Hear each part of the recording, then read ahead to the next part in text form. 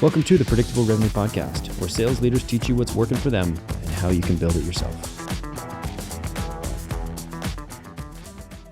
This episode of the Predictable Revenue Podcast is brought to you by our sales coaching and consulting services. Are you looking to create repeatable, scalable, and predictable revenue? We've helped thousands of companies grow their business with tailored expert advice backed by testing to ensure they establish the best practices that'll work for them. Head over to bit.ly/predictable revenue coaching to learn more. Salespeople. If you are not treating sales like a conversation, then you are, in spite of your best efforts, being sleazy.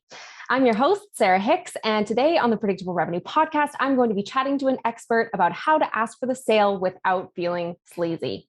Donnie Boivin is a motivational speaker, author, podcast, businessman, and a coach that helps to change the game in mindset and success. His book, How to Be a Success Champion, Business Strategy for Badasses, is a story of his own life that has inspired thousands to get out of their own way and go for it. Donnie has launched his career from being a corporal in the U.S. Corps and spent over 2 decades mastering sales to becoming a founder and CEO of the Success Champions family of companies. Donnie Boivin, welcome to the Predictable Revenue Podcast. Hey, Sarah, thanks for having me. Well done. That was a damn good intro. I'm excited about this one. This should be fun. Thank you. Me too. Let's dive right into it. Donnie, what do you see salespeople do right now that is sleazy? They are trying so hard not to be a salesperson that they're doing everything in their power to end up being just like the person they don't want to be. So look, nobody in this world wants to be sold anything, but we all love to buy stuff, and most people, because they're trying not to be that pushy salesperson, they're trying so hard they come across as that pushy salesperson. Because look, sales is literally just a conversation between two people. It's just like you and I talking here. This is a sales interaction. The difference being is that conversation is going to have an outcome. I don't believe in closing, but I do believe in closure. So you get to the end of the conversation, you get a yes, let's do business. You get a no, let's not do business, or you get some sort of significant next step to move forward. And I think most people, because they're so wrapped up and they've got to get everybody to say yes, they've always got to be closing and all this stuff, that they end up doing all this nervous energy, greaseball tactics that make them come across like the exact person they don't want to be. Mm-hmm. And once upon a time, that wasn't necessarily a bad thing. I mean, maybe it's always been a bad thing, but at least it was what we were taught following a lot of those kind of traditional sales methodologies. That kind of schmoozy, smarmy sales thing was okay. What changed? People, I think as people were growing up, I mean, I don't know how old you are, Sarah, but I'm 44. So I grew up on some of these old school sales guys. And I know at the end of the day, as we were growing up in that style of, dude, I'm going to win every deal I sit across from type mentality, at some point you quit being human and you quit, giving a shit about the person you're talking to. And I think as a society as a whole, we actually started caring about the other individual. For me personally, I want someone to walk away from that interaction feeling like they just had the greatest fucking conversation of their life. And I want them to feel like that they can take on the world. And if everybody were to approach sales from that perspective, then good things happen. But, we did come from an era of always be closing, use every strategy and technique. Do not let them out of your sight until that deal's done. And that created all these walls and barriers to where people would not open up. They wouldn't have these genuine conversations.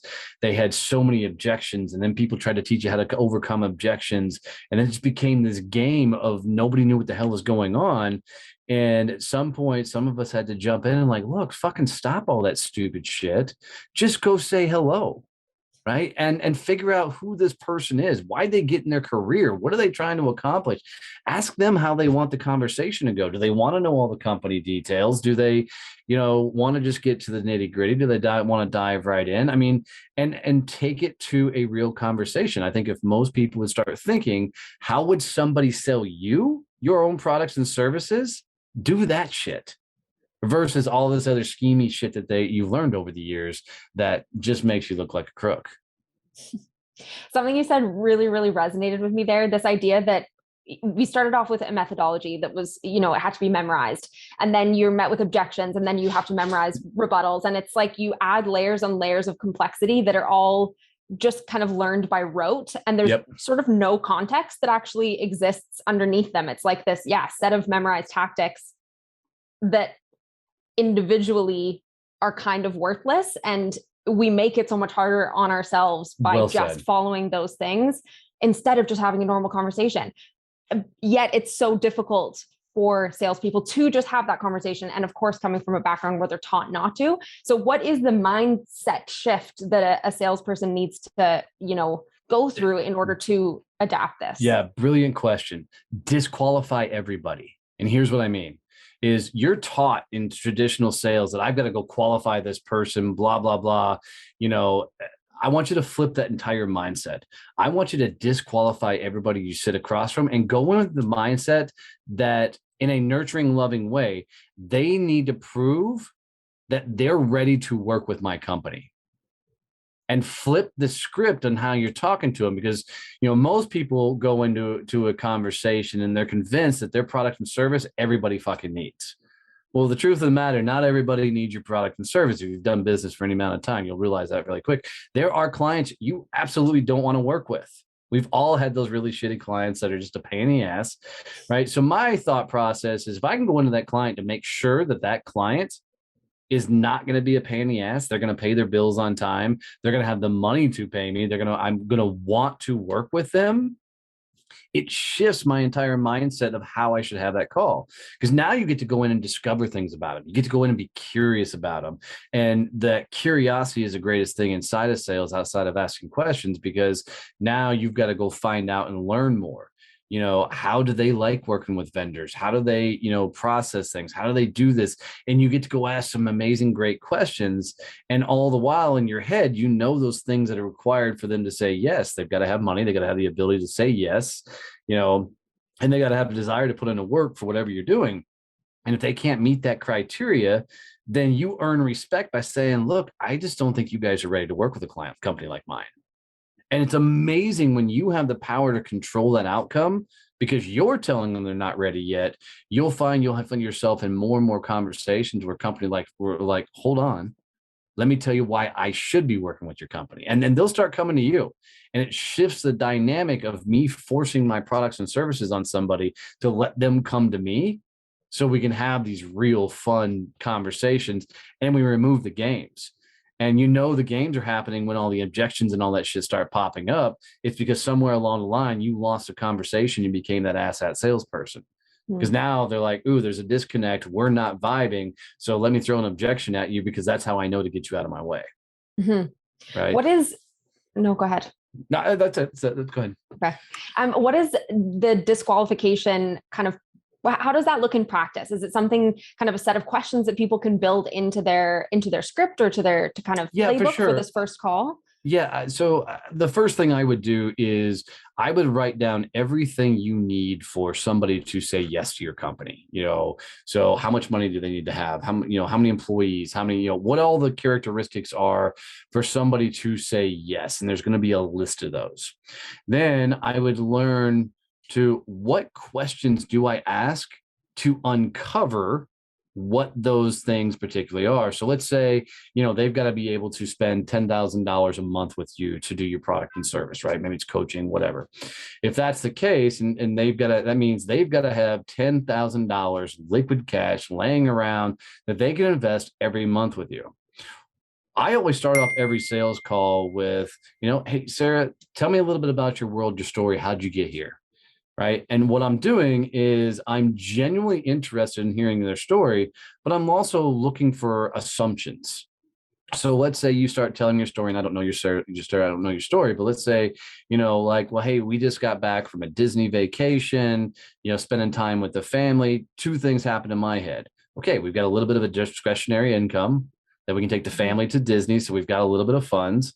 And then I'm gonna explore that a little bit and see if it was the bottom tier Disney trip, was it a big tier Disney trip? And I'm actually just going and fishing for information. So I'm be like, ooh, tell me what you did during Disney. What parks did you go to? Did you go them all? I mean, how long were you there? And if they say, well, we spent 40 days in Disney, I'm like, okay, this is a whole different level of person we're talking to, right? And you can take that into anything, and they say, well, I own a farm. Well, cool. Tell me about the farm. What's on there? And you go in and you start making assumptions. Or they say, if they go straight business, well, I run a CPA accounting firm. Tell me about your accounting firm. Do you have other accountants working for you? Is this a multi-tier practice?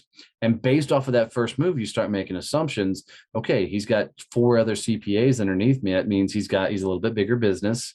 He's got a few more people working for him. And now I'm going to dive into that a little bit further and understand, okay, are these people 1099s? Are they W-2s? How do they work for them?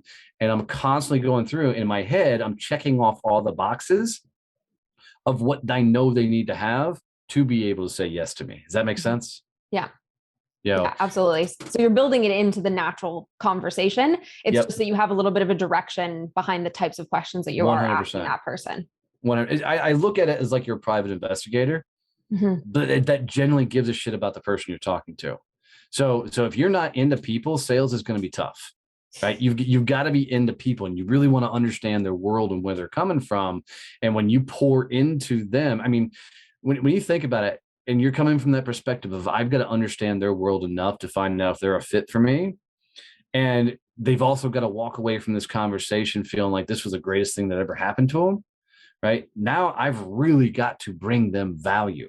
So what can I tell them right now that's just rocks their world and brings them so much more? So I'm leaving them better than I found them. So even if we're not a fit, they're like, fuck, Donnie's conversation was amazing. And they become a champion and telling other people, dude, you got to spend some time with Donnie. You got to spend some time with Sarah. You got to dive into their world. And now these people become your sales force because they're doing a lot of the heavy lifting for you out front by telling other people about you.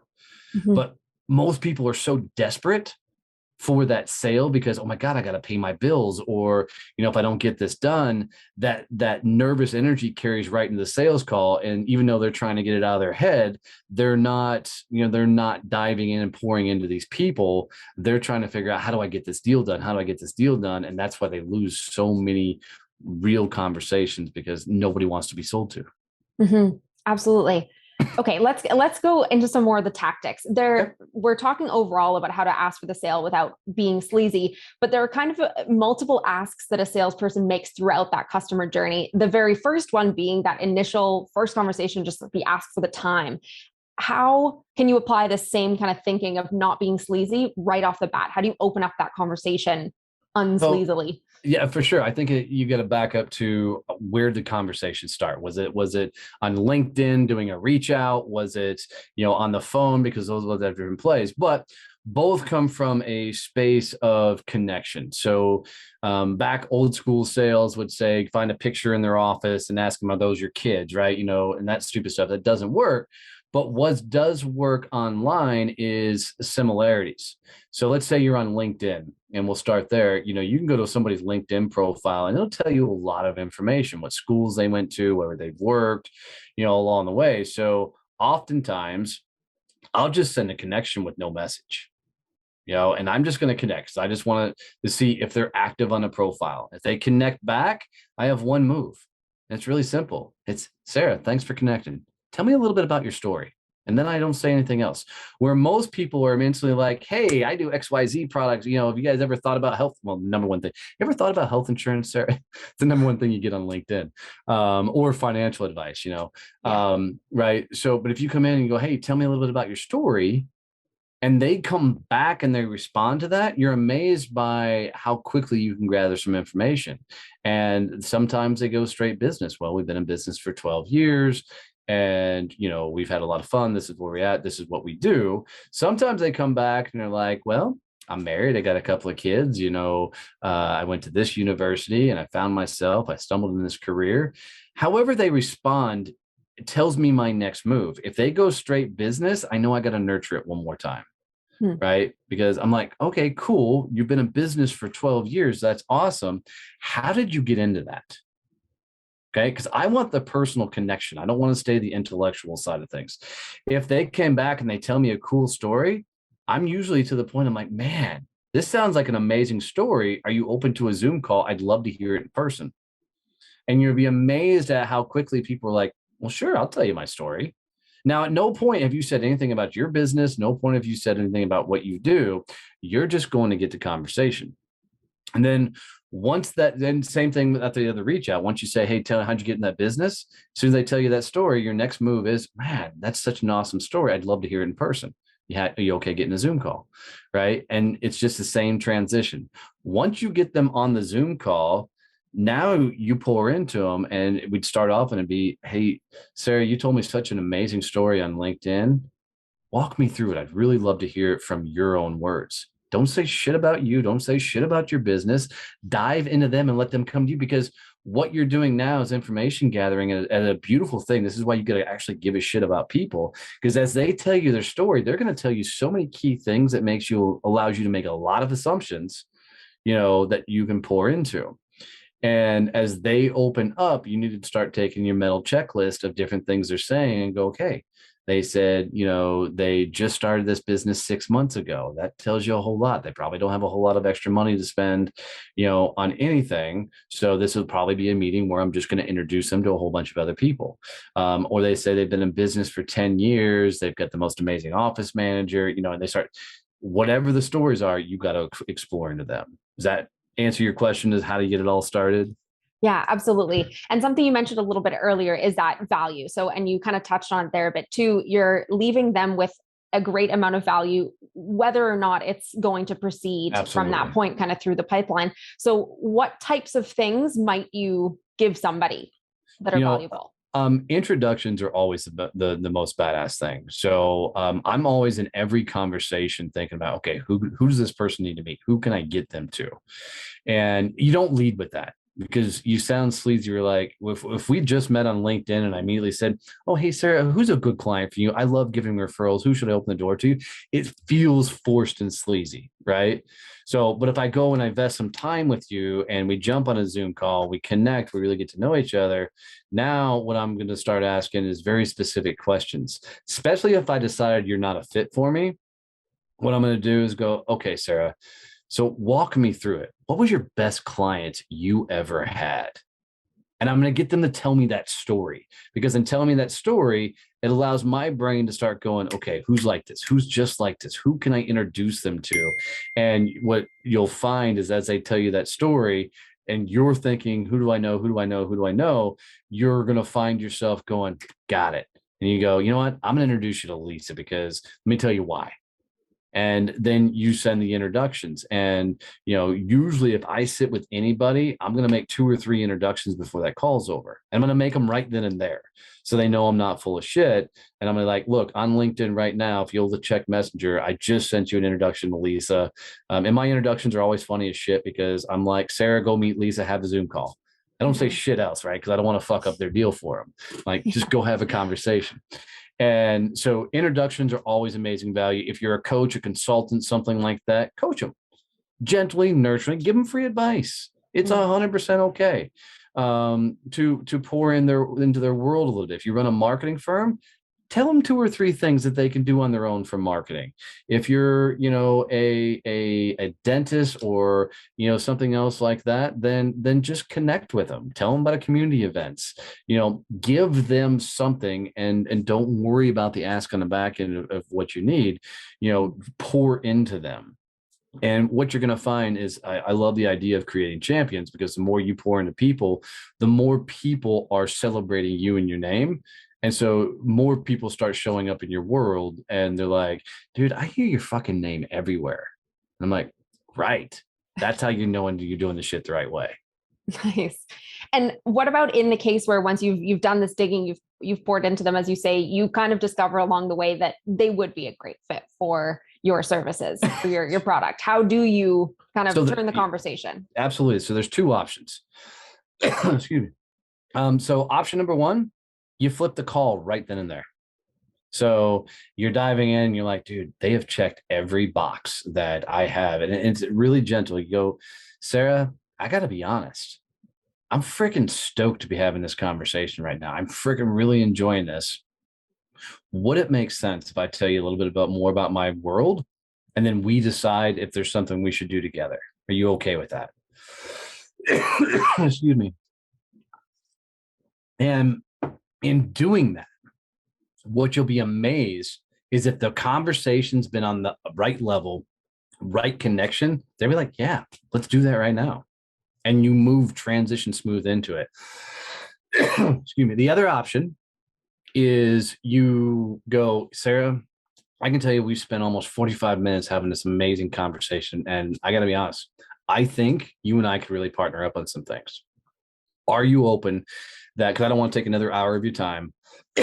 Are you okay if we schedule another meeting and we really sit down and dive into what my company does and how we can help your company move forward? Are you open to that idea?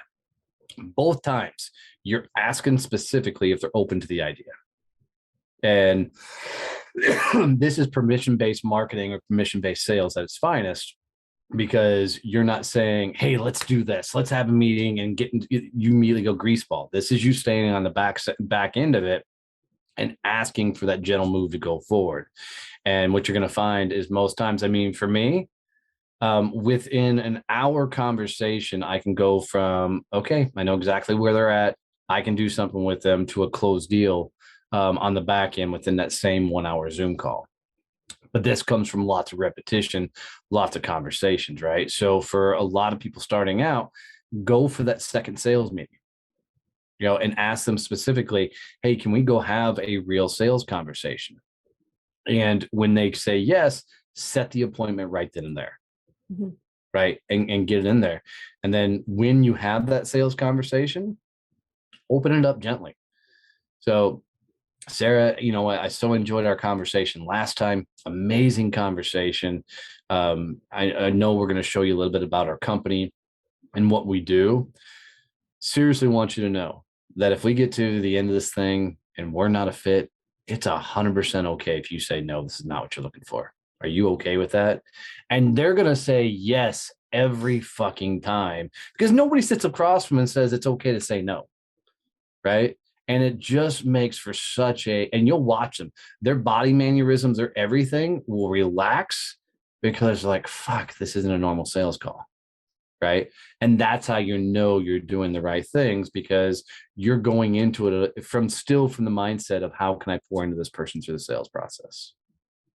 Absolutely. We've talked a lot about LinkedIn and Zoom, or video mm-hmm. call as our top channels here. Are those your two kind of favorite channels for connecting? Do you use cold call or email at all? Yeah, I do. The initial, not cold email so much. We have a warm list that we use, but surprisingly, DMs in general, direct messages is by far our number one tool. But to get to CEOs of companies, if that's who you're going after, Twitter's been the best platform for that. Which has been kind of fun, because I don't tweet a whole lot. And it's like I got 1,000 followers on Twitter, but I have no idea where they came from.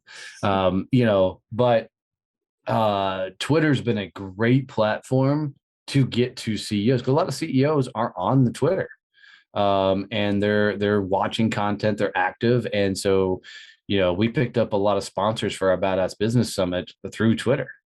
Because they're there, they're tweeting, we're interacting with their tweets, and it's me interacting with their tweets.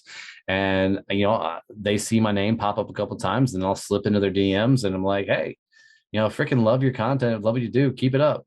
And when they come back to me, go, hey, probably not anything you're interested in, but we have a summit coming up, and our audience is your exact clientele. Would it make sense for us to grab a call and I tell you a little bit more about what we're doing? And you tell me if it's something you guys are interested in. And by the way, no is okay. I'm still going to be into your content. And, it's such a non-threatening move that a lot of them took us up on it, because we were slipping into them. But we do cold calling. We don't do traditional cold calling. I don't like when people just sit at their desk and smile and, and try and crank it out. We do team cold calling. So our entire philosophy is you go, I go. So nobody in my company is going to do a cold call where they're by themselves. They always have to be in a pair. And the more smart ass you get two people together, the better, because the way we cold call is you're going to call somebody, have fun, but you're probably going to fuck up something. And when you do, your partner better make fun of you and go, dude, you totally bombed that. It was the worst cold call in the world. And the guy who screwed up better look at him, goes, yeah, you're calling next. And when he calls and bombs, you make fun of him. When something goes right, you high five, you celebrate, and you turn it into an experience. Because cold calling is supposed to be fun. It's not supposed to be this freaking grind, right? Yeah. And it's nerve wracking. But when you partner up with somebody, and shit, I don't give a damn if you break a bottle of rum out and you're doing shots and having a good time, turn it into an activity so you're not just miserable with it, because grinding it out by yourself, you're just going to stay up in your head and be absolutely miserable. So find somebody who's as silly and as crazy as you are and go make fun of each other and have fun and coach each other and things you could have said better. And you'll find cold calling can be actually a lot of fun. I think that's great advice. That's really great advice. It's something that I only have done with my SDRs as they're onboarding, because as you say, it's like this daunting, scary task. And it's so helpful to have them do this paired up calling, but honestly, it's a great strategy forever. It shouldn't end at the onboarding mark.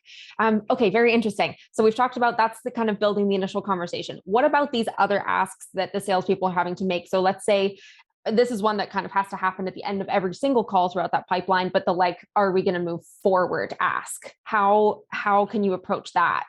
So for me, it's a similar phrase, but it's, what do we do next?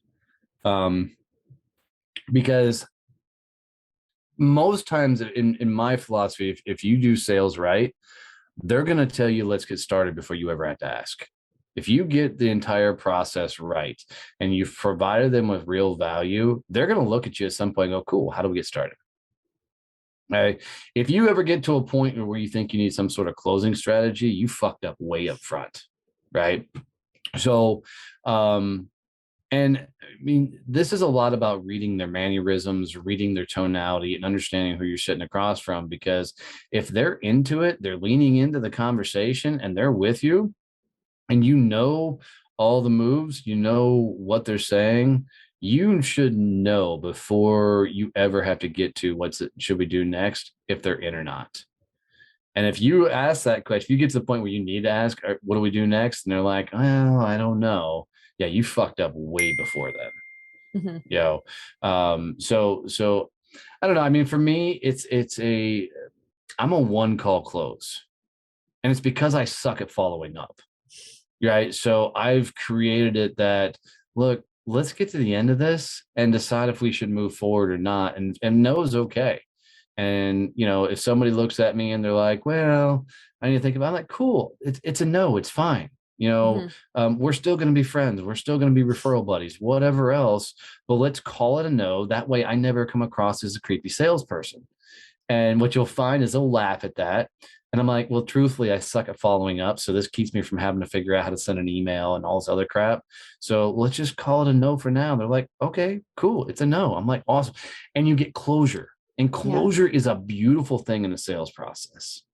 But there are instances, especially if you're like in a technology sale, or maybe a social media sale, something that has a lot of moving parts, that there may need to be a secondary meeting. Like if you sell email marketing automation, right, there's going to be a lot of moving parts to that. So there's going to be a need to go back, assess, figure things out and go, okay, here's our game plan moving forward. In that, get permission to get that second meeting. And so they'll be like, hey, Sarah, so here's my understanding of where we're at now. You have these parts, you have these pieces, you have this kind of budget to work with. Are you okay if me and my team go back, we kind of put this game plan together, how this could work, and we come back with a couple of options? Would that be an okay situation to go through? And they'll find most times they're like, yeah, it'd be absolutely fine. And I'll tell them all the time, I'm like, look, even if you don't move forward with us, here, have the process. It's yours. You can tell the next company this is how you should move forward with it. And you'll be amazed. They're like, really? I'm like, yeah. I mean, it's what you need to do, whether you spend the money with us or not. And it's that whole real thought process. So, and then if they're like, yeah, let's do that, cool, get it on the books right then and there, because any next step that's not on the calendar as a designated, you both know you're meeting, you know why you're meeting, you know what the expected outcome is supposed to be, then if it's not there, you have nothing. But yeah, I suck at follow-up, so it's a one call close. Makes sense. But in the case of these more complex deals, as you're saying, you just lay out that path from the beginning rather than finding yourself in a situation where you're having to ask for it 100%. Because at that point it's too late. Kind of lay it out early in the process. Say like, this is how things usually go. Is it okay if we follow that path? Yes. Tell me no at any point. Let's go. 100%. 100%. Cool. And you, same kind of rule, do you think applies all the way up to that closure moment, kind of through the entire sales process? Yeah, I think you're constantly evaluating where you are. And you can feel it when somebody shifts. Like if you say something in the middle of the call and the person goes from being open and fun to a little bit more standoffish and cold, you said something stupid somewhere along the way. Pause, go, wow, I really fucked up somewhere, huh? And I will say it just like that because it usually gets them to laugh. Because in a lot of business, I don't hear somebody say the F word, right? I'm like, wow, I really fucked that up, didn't I? And they'll laugh. They're like, well, I don't want to say that. I'm like, all right, cool. What did I say? And they'll tell you. But most people are just going to, no, I'm just going to plow through that moment and keep trying going to recover forward. even though you don't know what you've done wrong. You don't know what you're recovering for, right? Yeah. Right. So, I mean, this is why I say this is real conversations. Like if you're talking to your best friend and all of a sudden she goes quiet on you, you're not just going to keep plowing the fuck over the top. And you're like, dude, what happened? What? Right. Yeah. It's the same thing here. This is why sales has to be a real conversation, and you got to show up as yourself, because there's a lot of people. When I was doing a lot of sales training for a bunch of young guys and gals, they would ride along with me on sales calls, and on the way to the sales call, it'd be this fun conversation about their kids, their family, all this stuff. And then we'd get to the place of the sales call, and this Jekyll and Hyde maneuver would happen, and it would become somebody completely else. And I'd always go along as a sales guy in training, so they didn't know I was the trainer. And so we'd walk into this call and they would completely bomb these sales calls. And they're looking at me to try and bail them out. I'm like, look, I'm just a sales guy in training. Yeah, if you're training salespeople, it's a great tactic to go in and see what they're doing in their world. And afterwards, I'd ask them, like, what happened? You were such a relaxed, normal person, but as soon as you got in that call, you became somebody else. And the reason you got to stay yourself is because some point, your real self's going to show up anyways.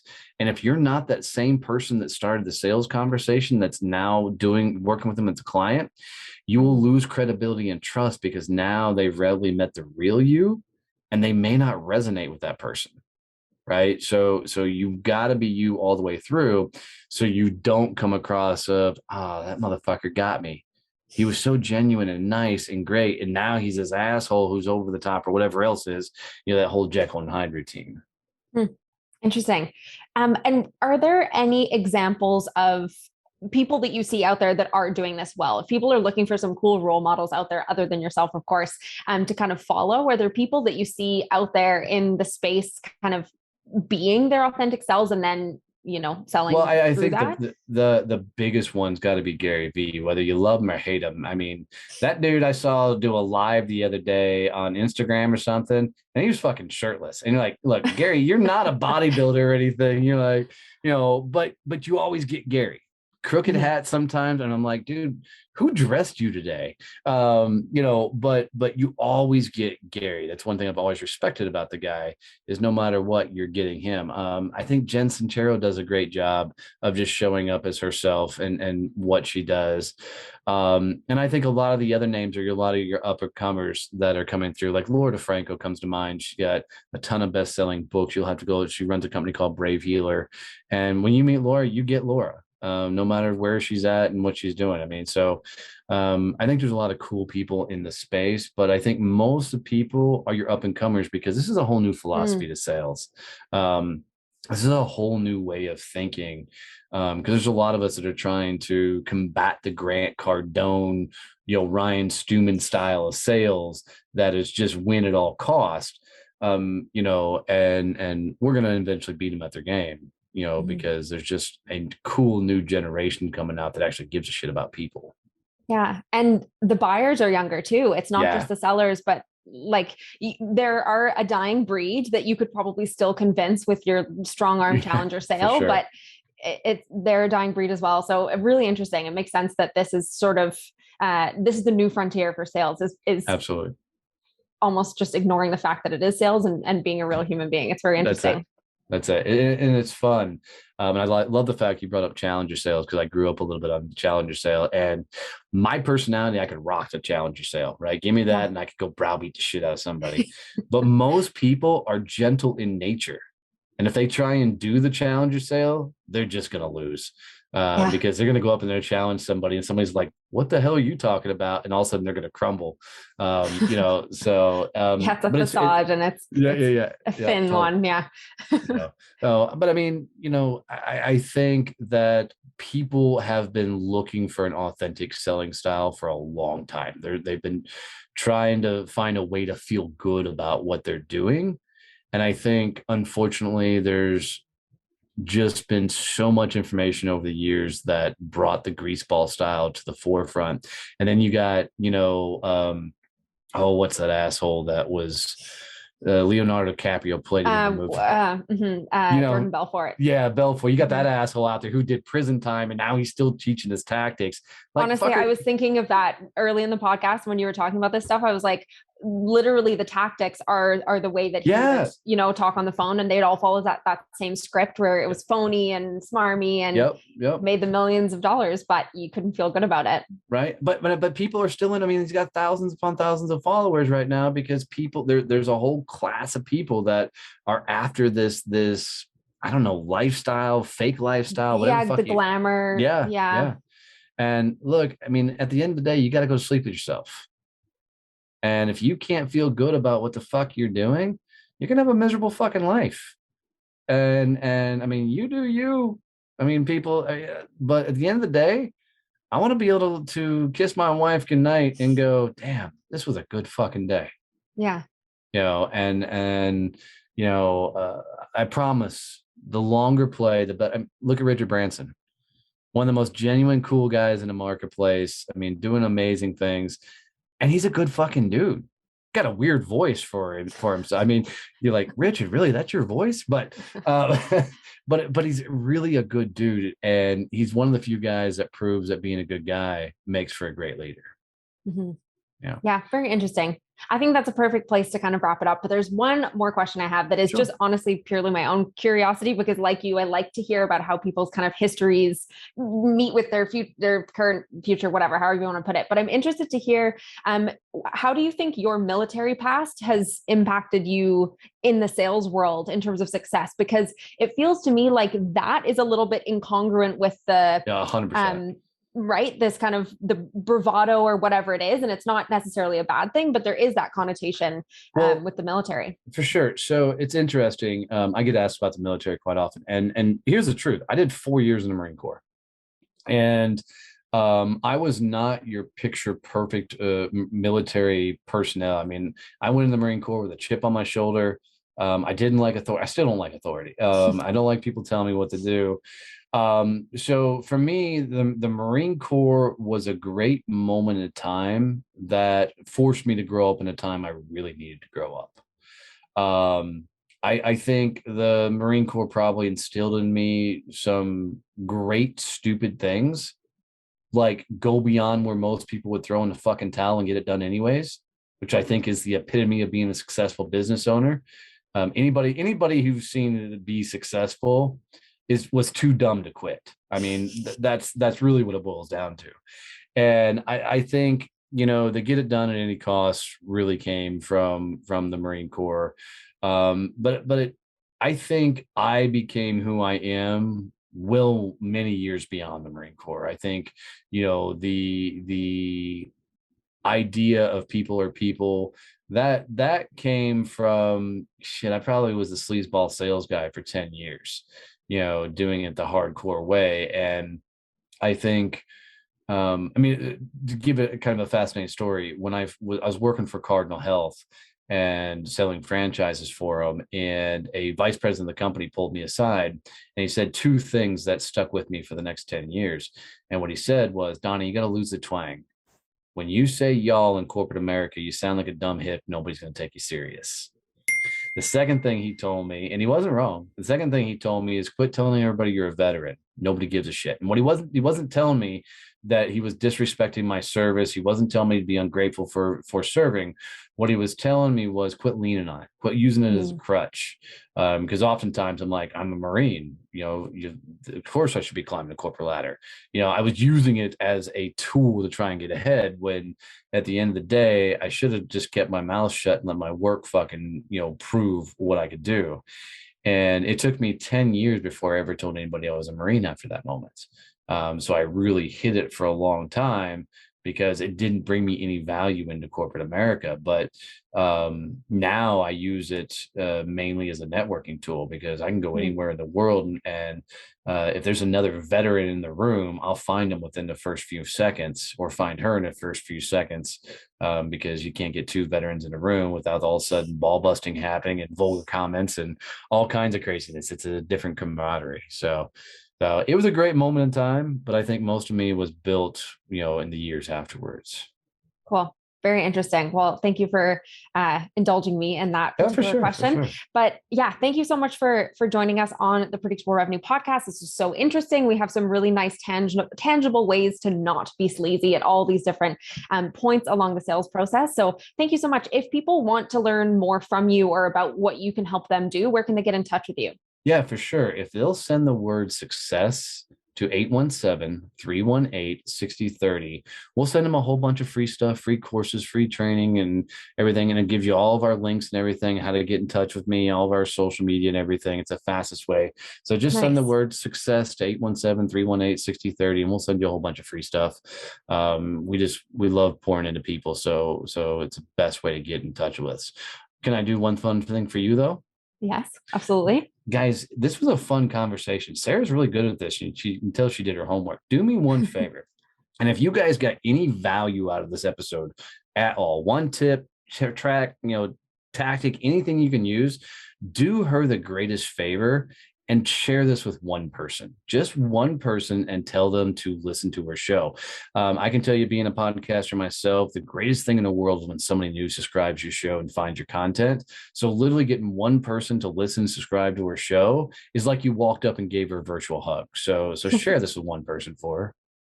Thank you, Donnie. That's really great. Yeah, that would be so wonderful, you guys. Thanks again, Donnie. It was great having you.